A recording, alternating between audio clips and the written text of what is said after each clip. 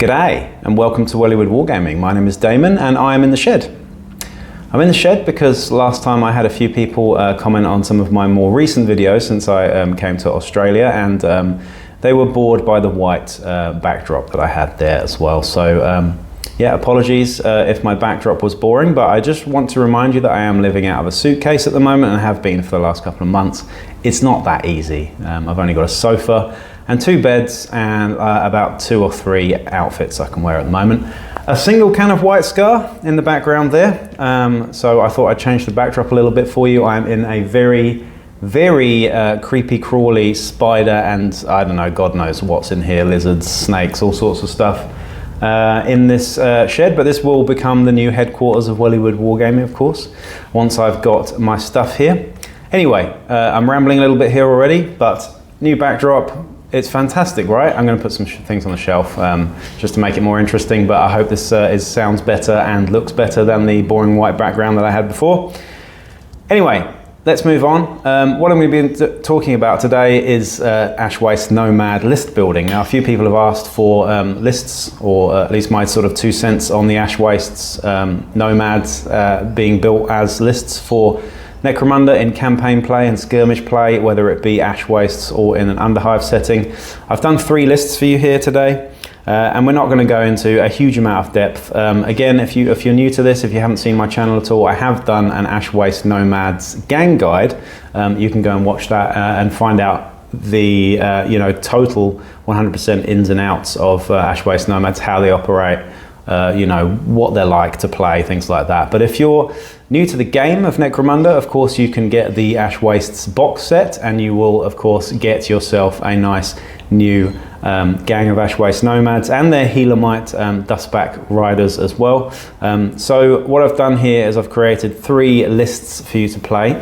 The first list is what I call the box list, and this is the list that's probably the easiest to obtain and sticks to what you get in the box, in the core box for the Ash Wastes. Or if you just want to go out there, if you don't have that box or you can't afford it, like I can't, then you might want to pick up yourself a box of the Ash Waste Nomads and the Dustback Healermites as well. And this is what you'll get out of the box, basically. So again, I'm not going to go into the tactics and the real sort of mechanics of the game at all. I'm just going to give you some basic lists, and this is aimed more for beginners, I suppose, as well. Anyway, the box list that I'm going to do here is built for Ash Wastes play. It's not built for Underhive play. So you're getting 1,400 credits worth of a gang. 400 of that is spent on mounted riders and their equipment. The other 1,000 is spent on the rest of your gang, as is an Ash Wastes campaign. So there is a distinction there. Normal Underhive gangs are 1,000 credit maximum starting limit, and Ash Wastes are 1,400 credits there. So what you get in the box, the models, the weapons that you get in the box for the Ash Waste Nomads, this is the list for you if you just want to make it as simple and as basic as possible. It's okay, it's not brilliant, it's certainly not optimized in any way, but here's what you get in the box, okay? So we've got 1 chieftain, or Kartragi chieftain, should I say. This is your leader. Now on the box, as you'll see in the pictures, this guy comes with a chain lance and a mono hook. Now the chain lance is actually unwieldy, so you have to use 2 hands to wield it, and you've got a mono hook there as well. It's rule of cool, you can't use both in close combat, basically. So unless you get a special skill which you don't have access to.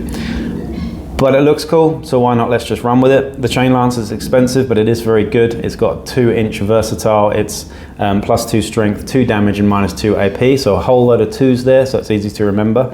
And it's just really nasty, and a really nasty weapon in general.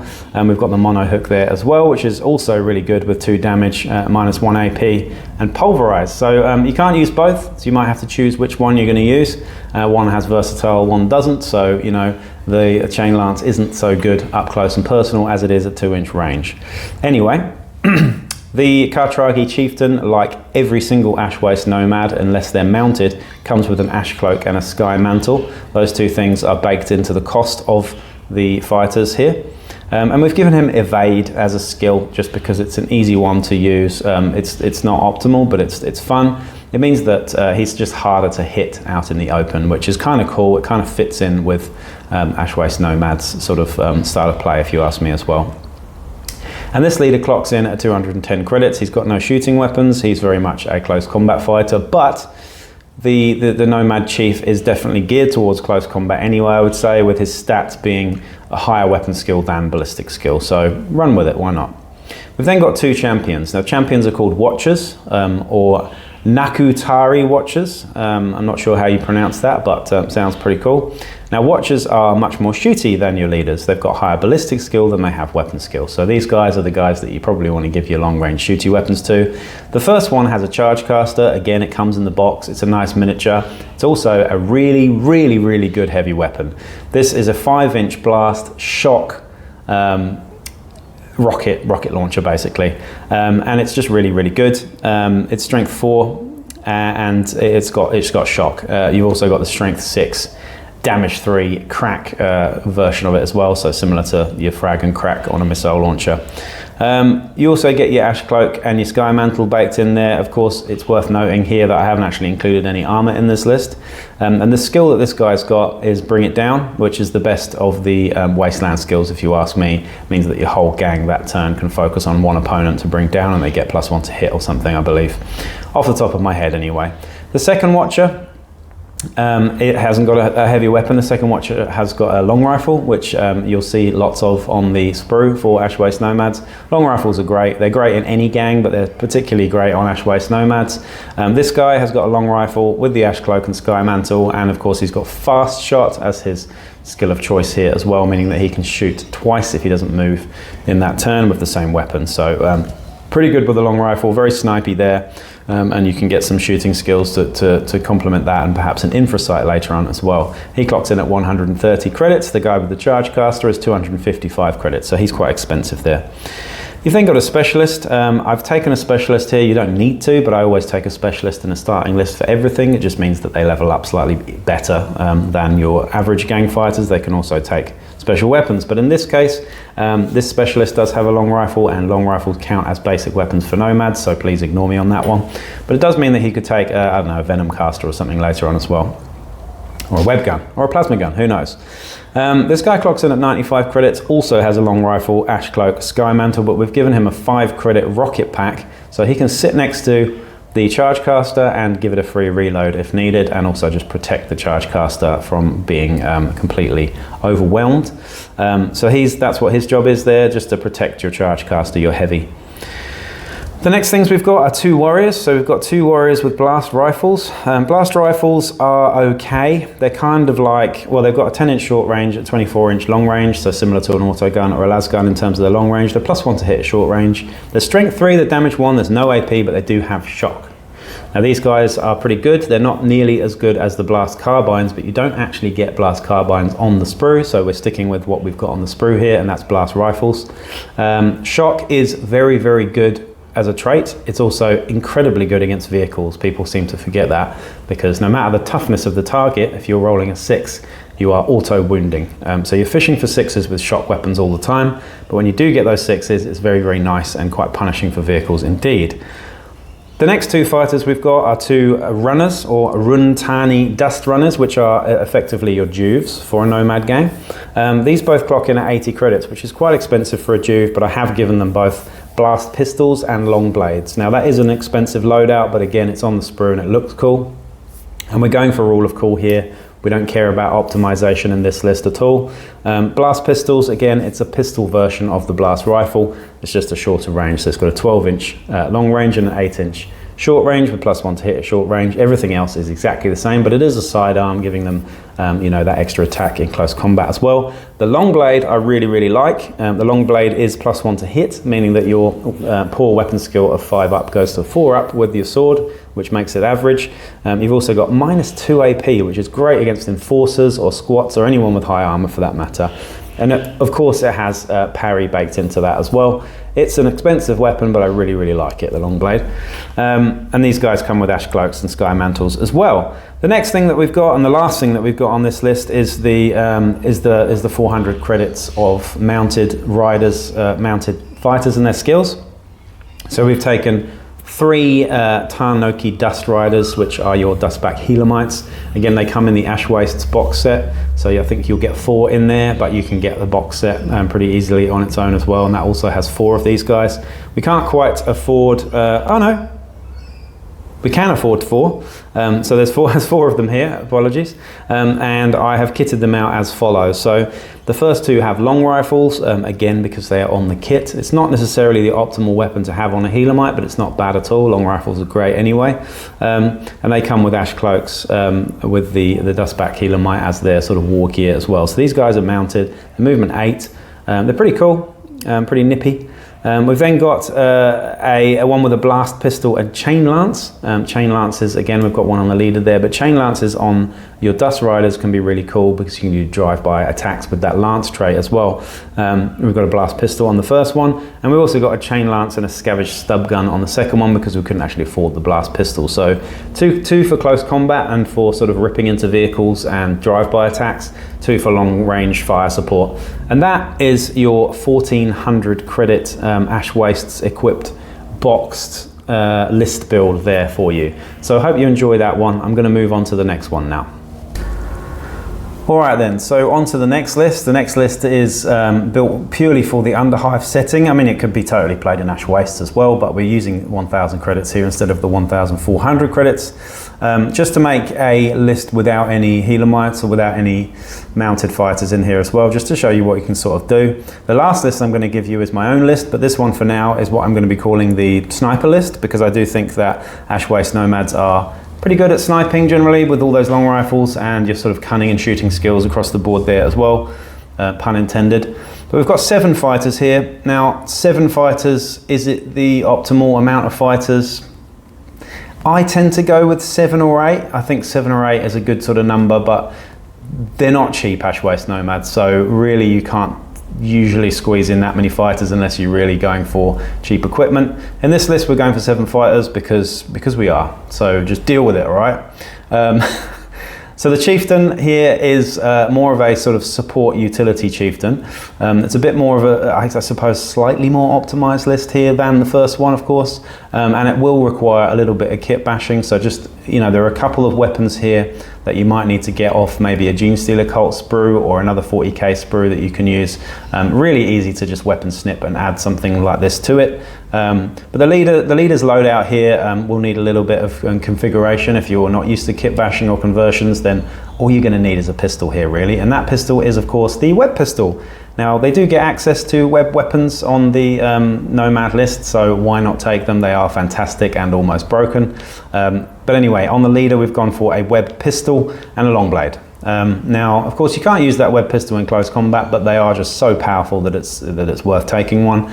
Now, team up a web pistol with a movement 6 guy. This guy's got movement 6, which is faster than your average bear. And a long blade just for shits and giggles for causing that sort of -2 AP with parry and +1 to hit, meaning that he's hitting on 2s in close combat with that long blade and spraying people with his strength 4 web pistol, which is very nasty indeed. I've given him mesh armor as well, as the Ash Cloak and Sky Mantle, which are baked into the cost here as well. And I've given him Evade. Again, the skill that I really like on leaders, it tends to keep them alive a little bit longer. I like Evade. It means that he's you know, -2 to hit in the open at long range, I believe, and -1 to hit normally, something like that. But it's good. It just means that it keeps him alive a little bit more often, keeps him on his toes with his web pistol. It's quite nice. 255 credits that this leader costs you, and I think that's pretty good value for what you get. Right, so the next fighter is a Watcher. In fact, we've got 2 Watchers. Always take 2 champions if you can on list building. The first Watcher has the Charge Caster, so very similar, in fact the same to your last build that I just gave you. Charge Caster with Bring It Down, except this one has mesh armor for 270 credits. It's worth having the armor, I think, on this list. You could sacrifice a lot of the armor and perhaps have another Juve in this list, but I think the armor is important, particularly on your good guys, your leaders and your champions and whatnot. So the Charge Caster, again, is just such a powerful heavy weapon. It really is one of the best heavy weapons in the game, particularly because it has +1 to hit, a 20-inch, 20-inch short range. 40-inch long range is fantastic. And if you're playing this on an Underhive board, that 5-inch blast template with shock is going to be really nasty indeed. I just think it's a fantastic weapon, and I think if you're playing Nomads and you're not taking at least one charge caster, you're fucking crazy. So take one. Your next watcher, same as before, has fast shot and a long rifle, exactly the same as the list before, and we've given him mesh armor there as well for 145 credits as your sniper support there too.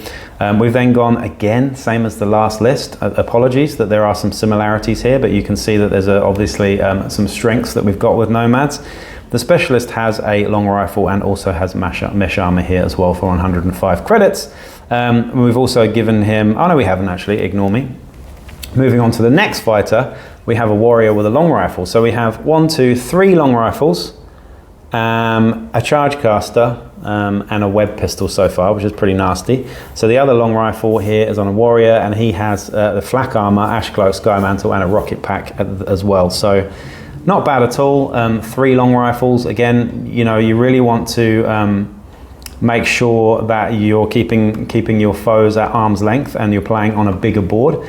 This gang is really good for, you know, 4x4, dense terrain, you know, snipey stuff. You don't want to get stuck up close and personal, but that's why I gave your leader that all-important web pistol, because I think that having him roaming around, protecting your snipers with that web pistol and just having the threat of the web pistol is really nice in the backfield there. We've also gone for 2 Juves, both identically built, neither of which has armor, but they both have blast carbines. Now blast carbines, again, you might have to do a bit of converting, but nobody actually knows what a blast carbine looks like. They haven't released an Ash Wastes kit or upgrade kit with blast carbines on it.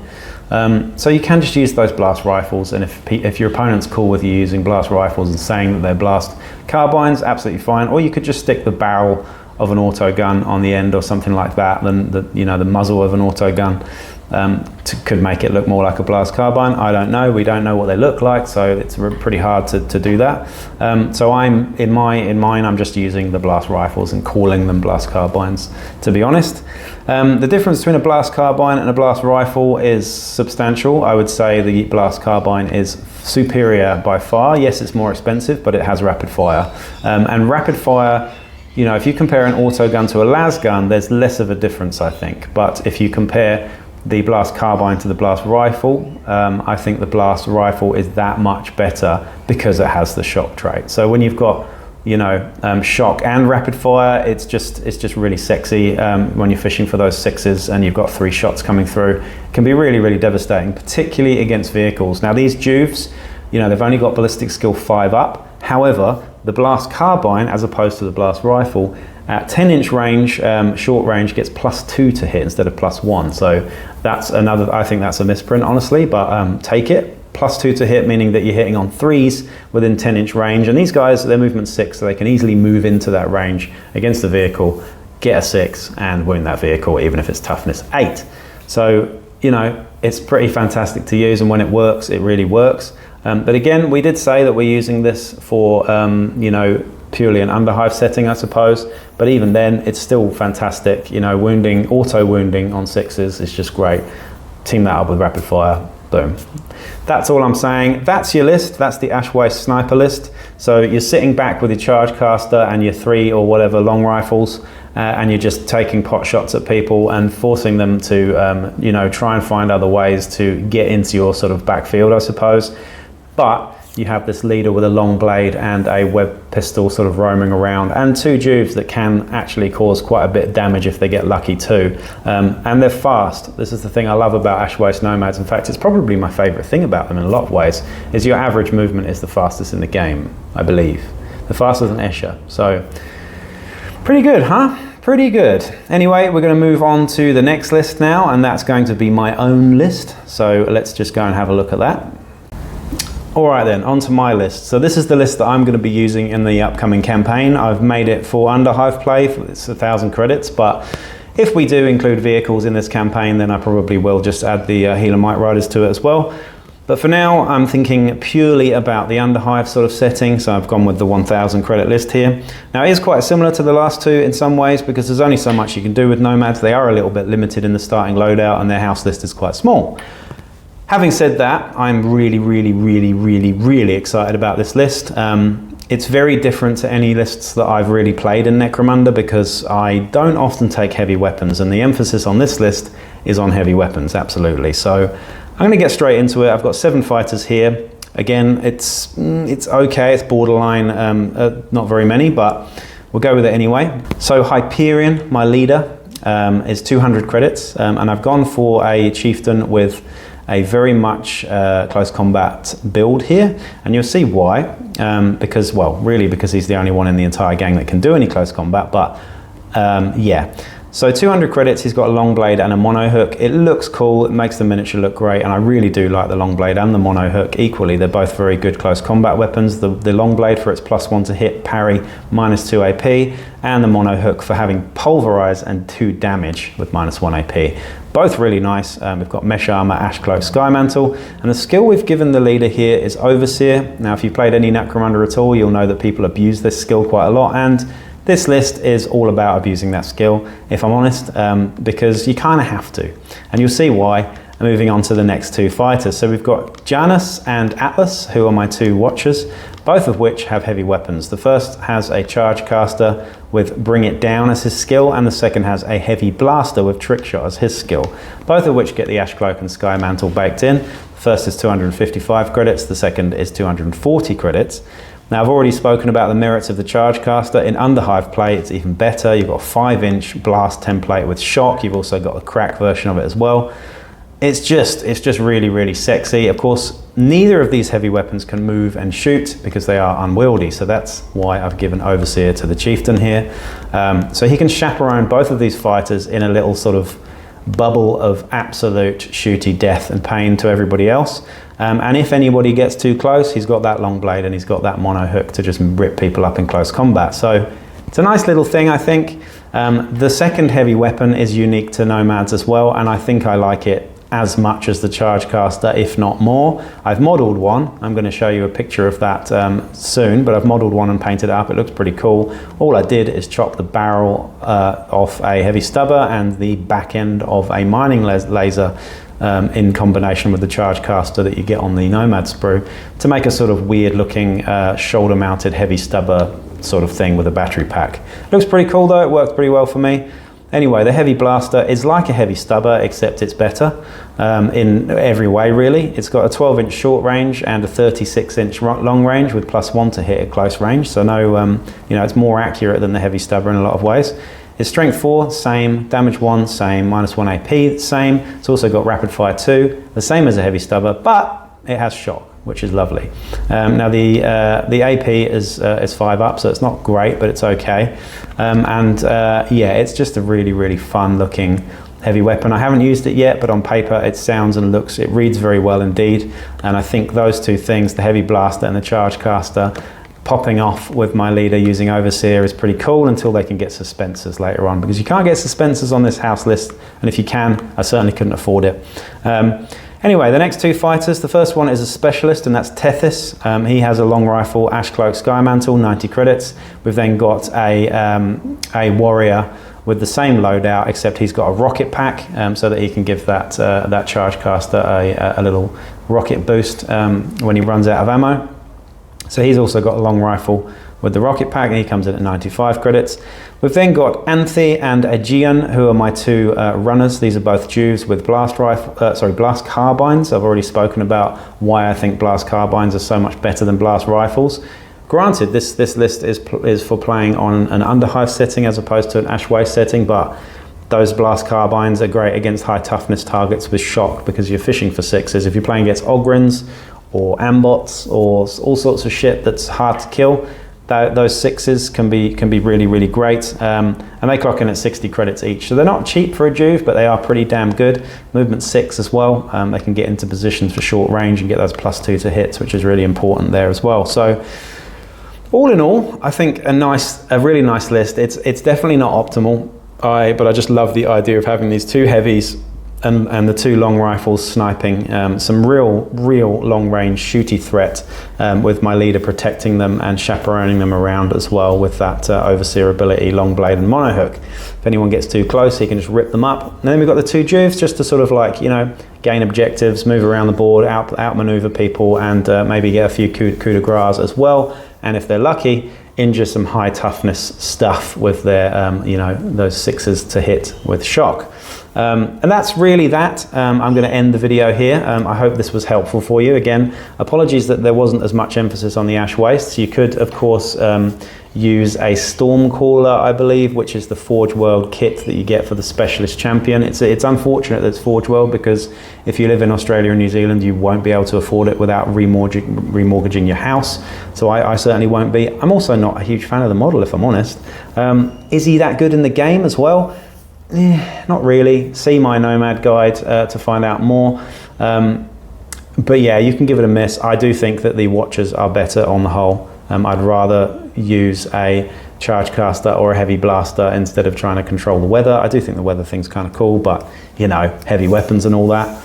But if you're playing in the ash wastes, I think the Stormcaller has much more relevance, but I haven't included them in these lists here, so apologies. If you don't know what that is as well, just go and look on the Forge World website and you'll see them there.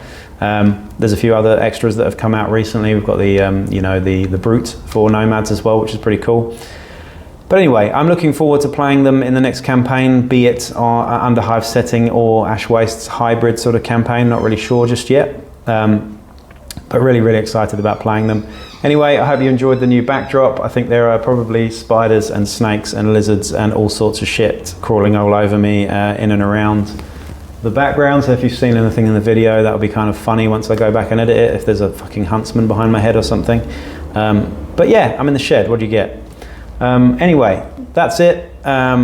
Please do check out my Patreon as well. I've got some news coming shortly. I don't want to tell everybody about it too soon, but it's very exciting. So I do need some extra support at the moment. So any sort of donations or anything you can chuck my way would be really, really helpful for that, and hugely appreciated as well. So big up to my Patreons, current, existing Patreons and new. But also, yeah, you can buy me a coffee on that link as well, which is pretty cool.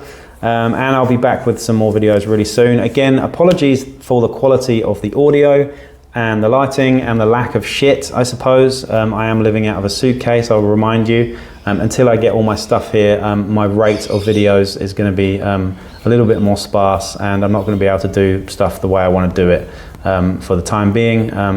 But yeah, I will get back up to speed as soon as I can. So yeah, please bear with me on that front. Anyway, that's it from me. Peace out.